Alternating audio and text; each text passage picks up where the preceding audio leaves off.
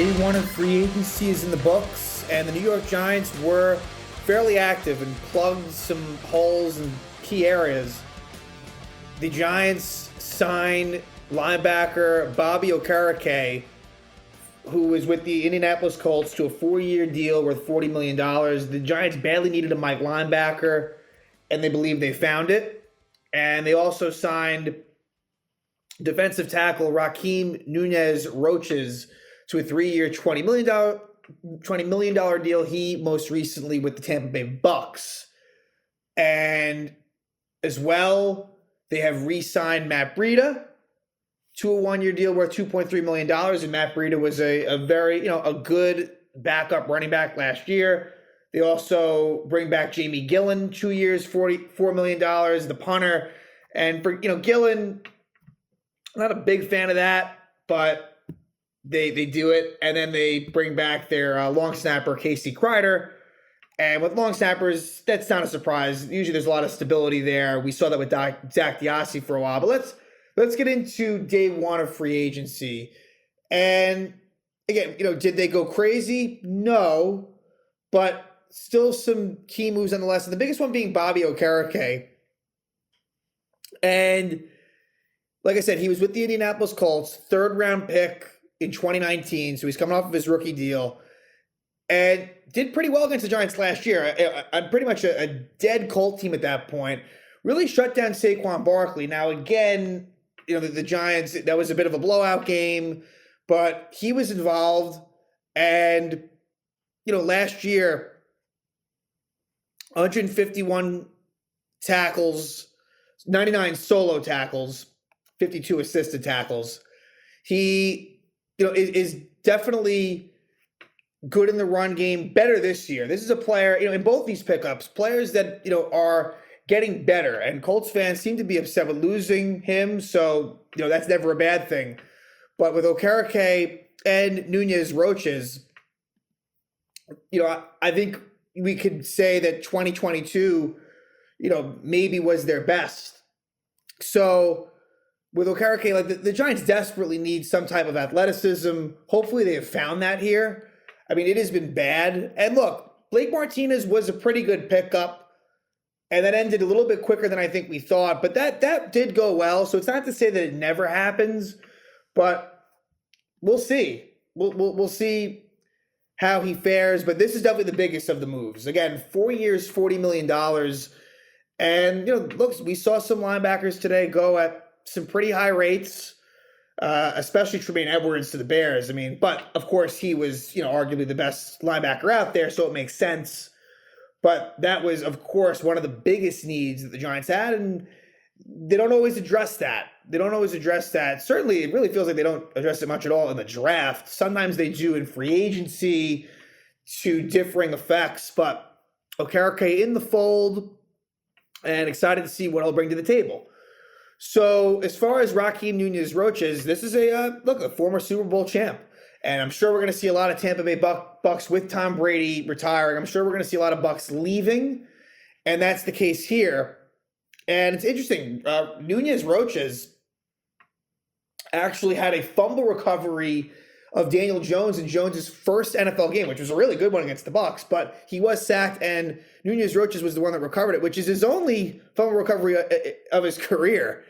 But this is someone who is a rotational defensive lineman, and you're hoping that he can kind of do a better job than Justin Ellis as an example. And, of course, Nick Williams was in the mix before he got hurt. But Nunez-Roches, look, 3 years, $12 million. It's not nothing, right? So obviously he'll be involved. And he was with the Chiefs from 2015 to 2017. And let's see. I guess he bounced around a little bit. He was actually picked up by the Colts briefly in 2018 before, landing with the Bucks for good later in the 2018 season, and had been there from 18 to 2022. So he's with the Bucks for, mainly 5 seasons.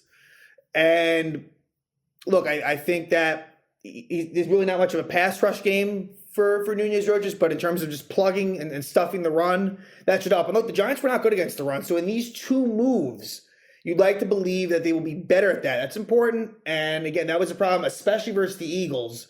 They ran all over the Giants. So hopefully these moves can help with that. So again, those are the big ones today. But just to touch on a couple other things, Nick Gates leaving to go to Washington, it's a big deal. And Gates was a great, really a fan favorite for the Giants. He was there since 2018, really didn't get going until, I would say, 2019. And then, of course, in 2020 was really his best season and most healthy season. But unfortunately, he had a really devastating injury in 2021. Ironically, it was at Washington, and that's where he's headed now. So he's staying in the division. So that stings a bit. It's a 3-year deal. Got paid, he got paid pretty well. So maybe the Giants, it wasn't a match as far as that was concerned because, would I have done it? Yeah, I probably would have wanted to bring Nick Gates back, but it's not as if it was a no-brainer either. But I think Gates, if healthy, could be good for Washington. But, a courageous story as far as, how he came back and so quickly too. And he was pretty good last year. But I think they really should have stuck with him at one position, which really should have been center. Look, you like his versatility. And with Washington, maybe they're going to just give him that. Okay, this is your spot and that's it. Whereas with the Giants, it just felt like they were, John Feliciano was the main center.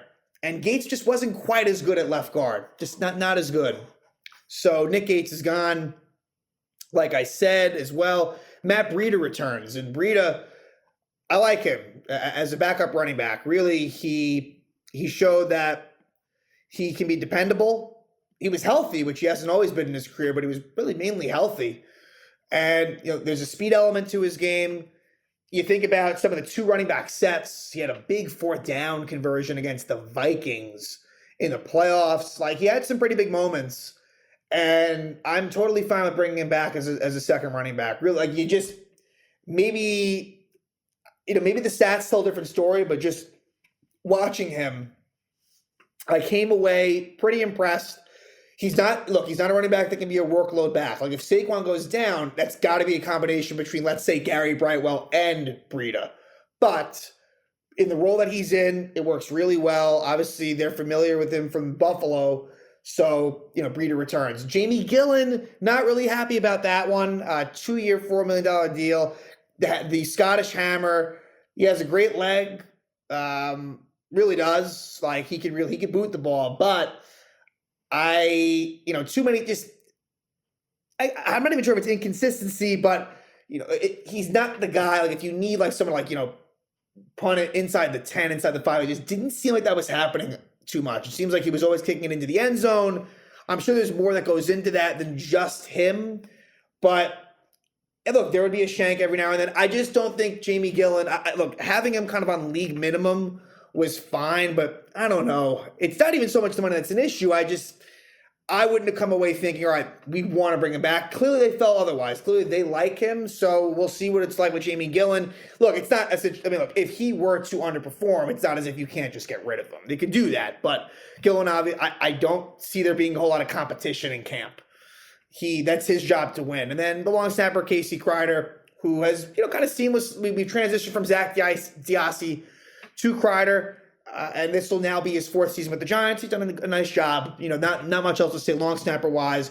Wyatt Davis was also assigned, an offensive lineman, more of an interior offensive lineman. And, we'll see what maybe he brings to the table. And, you lose Nick Gates. So it's nice to have, more interior bodies.